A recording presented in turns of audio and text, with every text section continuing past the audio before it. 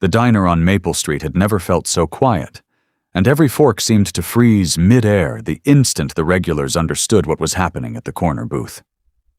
My friends had been certain I'd crack a joke, mutter some excuse, and slip out the back door the second I laid eyes on the woman they'd set me up with. But instead I felt my chest tighten with something closer to recognition than disappointment. I walked forward, pulled out the chair beside her rather than across from her, and let my smile say what words couldn't yet manage. What none of them realized was that this moment was quietly unlocking a memory I'd buried for almost a decade, one I had never spoken aloud to a single soul in that room. My name is Daniel Reyes, and I'd spent the last 8 years building a quiet, unremarkable life as a structural engineer in Tucson, Arizona, where my days blurred together in a haze of blueprints, coffee, and long silences. My coworkers had taken to teasing me about my empty calendar, convinced that if they didn't intervene, I'd grow old, married to a drafting table, so they cooked up a scheme behind my back that they thought was harmless fun. They arranged a dinner with a woman named Priya, fully expecting me to bolt the moment I saw her, because they'd chosen her specifically believing her appearance would make me uncomfortable enough to storm out.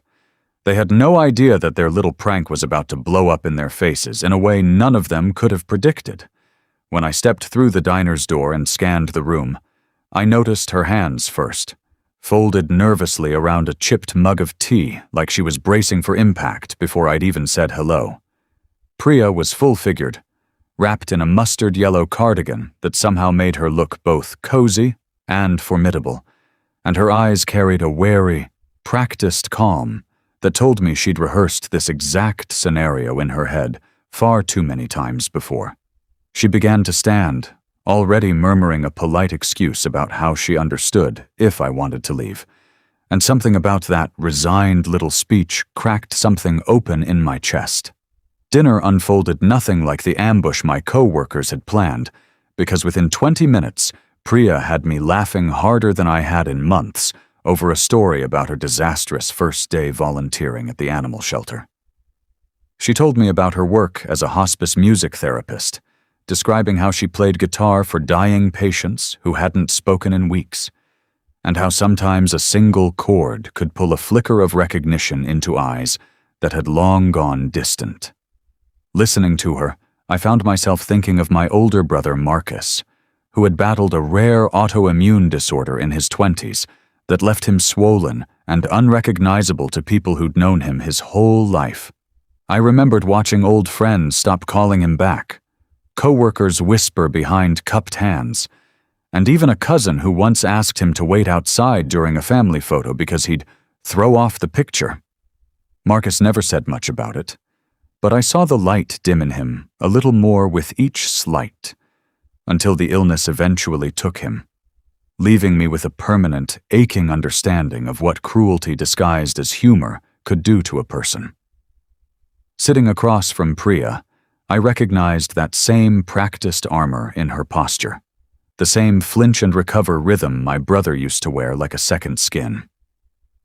Halfway through the meal, my friend Oliver, half drunk on his own cleverness, leaned over from a nearby booth and let the truth spill out louder than he intended, revealing that the whole night had been staged as a joke to see how fast I'd run. The table went cold, and I watched Priya's shoulders curl inward as she braced herself for the punchline she'd clearly been expecting since the moment I walked in. Instead, I stood up, walked around the table, and sat down directly beside her, close enough that our shoulders touched, and told the entire diner that the only humiliating thing happening that night was grown adults using someone's body as a punchline. A hush spread through the diner thicker than steam off the coffee pots, and I watched two of my co-workers stare hard at their napkins, unable to meet my eyes. From that night on, Priya and I became inseparable, spending weekends hiking the trails outside Sabino Canyon and volunteering together at the hospice where she worked, trading playlists and terrible puns like currency.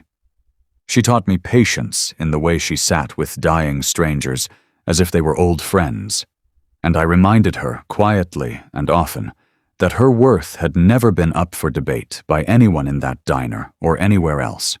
Some months later, entirely on her own terms, and without a hint of pressure from me, Priya decided she wanted to start training for a 5K, not to reshape herself for anyone's approval, but because she wanted to feel strong in her own skin.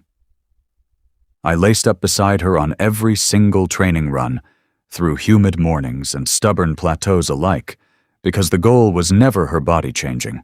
It was her joy growing louder. A year later, we stood together at a hospice fundraiser where half of my old co-workers had shown up, and I watched their expressions shift as they realized the happiness radiating between Priya and me had nothing to do with how either of us looked. Oliver approached first, red-faced and stammering out an apology neither of us had asked for, admitting that the joke he'd once found so funny now made him sick to his stomach. And one by one the others followed with quieter, more genuine words of their own. Standing there with Priya's hand in mine, I understood that the real story that night at the diner was never about who would run. It was about who would finally choose to stay. If this story moved you the way it moved me to write it, please subscribe to our channel and share this video with your friends and family. We create entertaining and inspiring stories for our viewers, and your support helps us continue making great content for you.